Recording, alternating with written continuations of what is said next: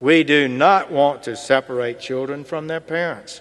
We do not want adults to bring children into this country unlawfully either, placing those children at risk. But we do have a policy of prosecuting adults who flout our laws to come here illegally instead of waiting their turn or claiming asylum at any of their ports of entry. This country is dedicated to caring for those children. You saw Kirsten just a few moments ago, and they are committed at Homeland Security, and within 72 hours, those children have to be at the Department of Health and Human Services. And the Secretary has made clear that they are working hard to always take care of them properly.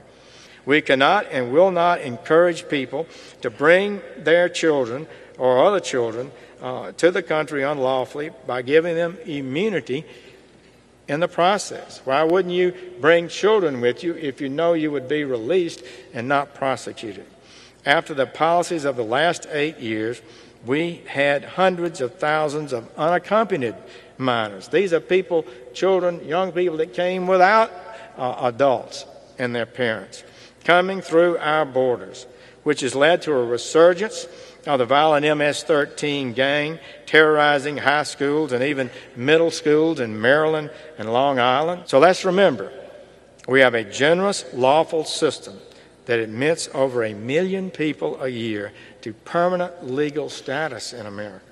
But when we ignore our laws at the border, we obviously encourage hundreds of thousands of people a year to likewise ignore our laws and illegally enter our country, creating an enormous burden on our law enforcement, on our schools, our hospitals, and our social programs. President Trump has said this lawlessness cannot continue. We do not want to separate parents from their children. You can be sure of that. If we build a wall, we pass some legislation, we close some loopholes, we won't face these terrible choices. The numbers will end. We will have a system where those who need to apply for asylum can do so, and those who want to come to this country will apply to enter lawfully.